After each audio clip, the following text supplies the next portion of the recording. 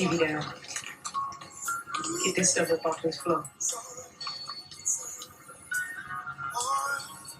Fix your face. You hungry? Put some clothes on. They're gonna run to Popeyes real quick. And them shoes you were showing me last week, show me how to get on the internet so I can get them for you. You heard what I said? Fix your face if I give you a reason to look like that. Now get up and put your clothes on. Get that stuff up off this floor. You hear me? The bag of watermelon. The bag of watermelon. The whole bag of watermelon. It looked good too. It sure did. I was like, oh, the I ain't had some watermelon in a long time.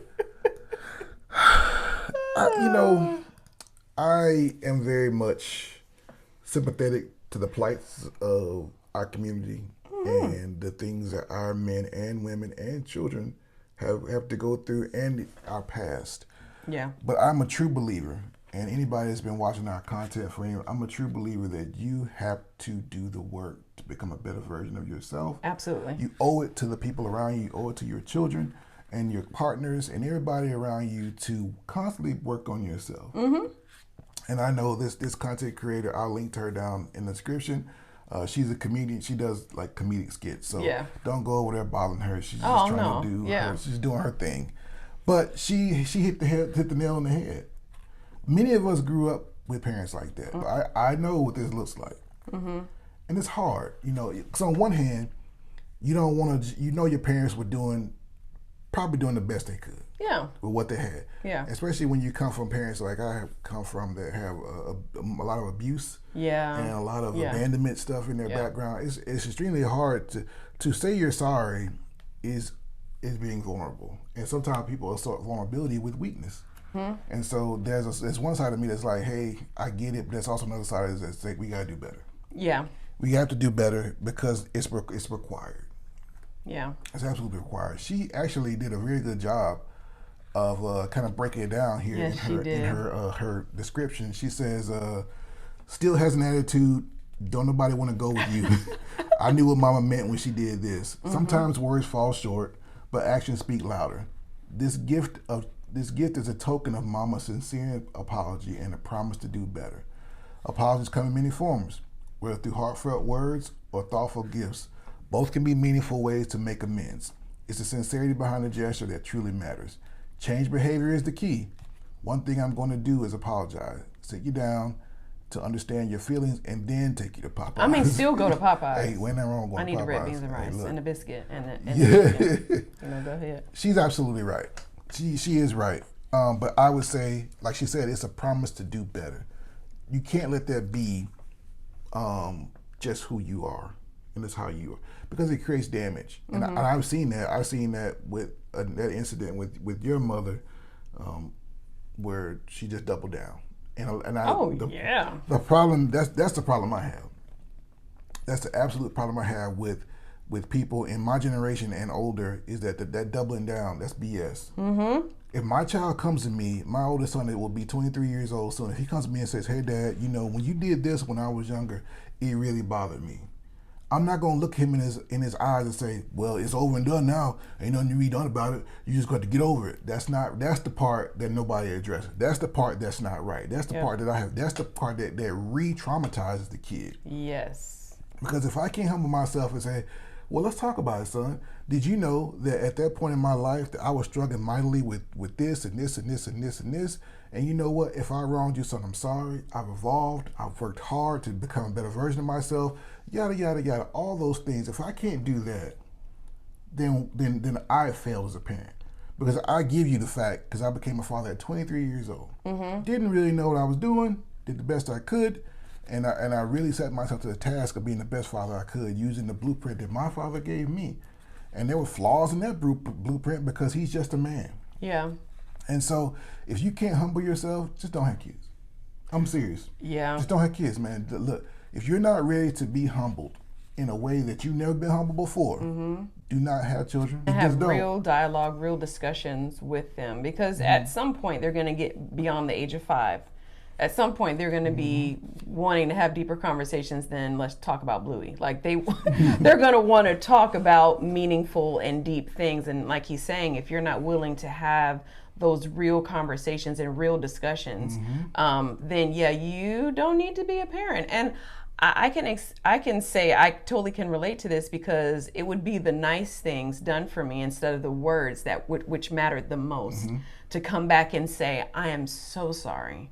Forgive me for being stressed. Forgive me for, I mean, our parents are human. I know I'm a parent, I'm human. Yep. And you don't always get it right as a parent, but those words, to be able to go back and to say and to own certain things, it would do way less damage to your children if you can do that. Because here's the thing, let's look at this video. So what she's modeling for him is that as the first woman you learn to love in your life, son, as the first woman you learn to love, what I'm modeling for you is I don't necessarily come back and apologize because I don't have to. So now the template is the woman that he finds when they're in an issue, in a situation, he's going to have that template. Well, she's not going to own it. She's not going to apologize. My mama never did. So he's going to look for that same type of woman and have that same type of dynamic. Yep. And then when he go back and say, Mama, you know, we struggling because she don't never apologize. She don't apologize? Yep. Girl, you know you don't apologize. Yep. So it's that same thing that we have to really think about. What are you demonstrating and modeling for your children? That's what we have to think about as parents. The person that I am and what I'm showing, what are you actually seeing? And then what are you going to use as a template later on in your life?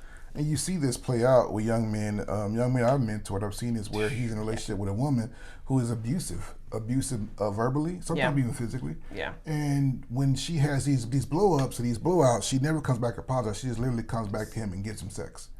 That's her way of apologizing. Yeah. And that creates a toxicity there that everybody knows a toxic couple, but it creates that there. And nobody ever addresses why it is the way it is. And he thinks that's normal for a woman not to apologize, or even that you could take it to a female, to having a father like that never did anything wrong, who was very domineering and never apologized, things like that. She'll find a man who does the same things to her, who there's that word, gaslights her, who makes her think she's wrong all the time, nothing she does is right.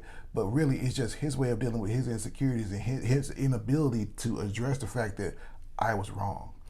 You know, it's funny. I'm thinking about, I remember when we first got married, you called me a track star, because anytime there was like a heated moment or, you know, a moment of tension, my first response was I wanted to run. So I want to put my shoes on and go somewhere. I know I was going, but I was going to go somewhere. Just walk away. Just walk away. Just boom, I'm out. Because if I look at my mom, she never modeled for me what it looks like to close the loop and apologize. I never saw that. It was just, I'm going to do something nice for you, or I'm going to act like it never happened. So that was coming from my mom. And then from my dad, his thing was escapism. You know, if you do bring something up, he's going to laugh, make a joke out of it. So I never learned how to have a real adult, clear and concise conversation, especially when it was something that was a difficult conversation. So that was my background. And I brought that into our marriage. And it was very difficult having to learn OJT right on the spot, how to effectively communicate with my man. It was very difficult, and it took a long time. And I didn't necessarily have a mentor. It was just me learning and praying and messing up and learning from that. So that was my background. Would you say, what did your parents model for you as far as like communication? I know, like with my parents, I didn't learn how to, the whole apology thing. You mentioned your dad would come and apologize. What about your mom? What did she model? My mom was, I would say she was very emotionally distant from me as a child. And that kind of goes back to our previous video. We talked about how your siblings experience different versions of it. My version of the mother that I got from was a woman that was sick and that was very emotionally shut down. Yeah. And so I don't really remember my mom apologizing for anything. But we didn't really interact like that. Even though we were in the same house, I kind of kept my distance from her, and she was sick a lot. So she had my mom got cancer when the first time I think I was 13 years old. Yeah, and so it was a tough time, and that went on for years. So she was so busy fighting that it was more like, just give her a hug, if she needs something, be there for her. Yeah. You know, get this for her. But you didn't get anything from her. Yeah. So that's why a lot of times if you watch our content or know me personally, I talk about my dad a lot because Yeah, he was you there. do. Yeah. He was the one that was there, and he was the one that pretty much taught me how to be the man that I became and gave me the blueprint. But my mom was very distant. And so when I got married to this woman who is extremely, extremely caring and sweet and very much a toucher, it was strange to me to have a woman up under me that in a way that wasn't, you know, where she didn't want anything from me but to be near me. Yeah. Because like we talked about before, as black men, we're taught to perform. We're performance based. Yeah. And so her coming and sit beside me on the couch and laying her head on my shoulder, my first thought is, "What do you need? Something? What's up? What do you want? Yeah. And can I help you? Is there something like that? Not in a mean way, but just like, yeah, like what you know, what do you okay, need from me now? You need something. Yeah. What can I do for you? Because I was never taught that it was okay to just be. It was always some kind of way that I had to be performing or giving something to people, even if it was just comfort or a laugh or something like that. I had to give in order to even think about getting anything. And so that's kind of how it affected me. And it made things extremely hard for me as a man to accept just receiving love without anything in return. Without any strings expected. attached. Yeah. So it was hard for you to receive love in that way, and then it was hard for me to have someone see me and then ask me, "Are you okay? What do you need?" Like, well, I don't know. I'm not used to being able. I don't even know how to articulate and tell you what I need. So my thought was, I'll just run. Yeah. So again, the point is, this is what can happen in your relationships at home growing up, and then you come into your relationship and all that baggage comes with you, and then you got to sort it out and work through it. Yes. And it's just, something simple as learn how to apologize. It's really not, it's not in our nature, honestly. Learning to apologize is something that's you have to be taught. You know, like you were a teacher, two kids get in a fight over a toy, and one hits the other, and you say, "Hey, apologize," and they're like, and you make them apologize because it's a learned behavior.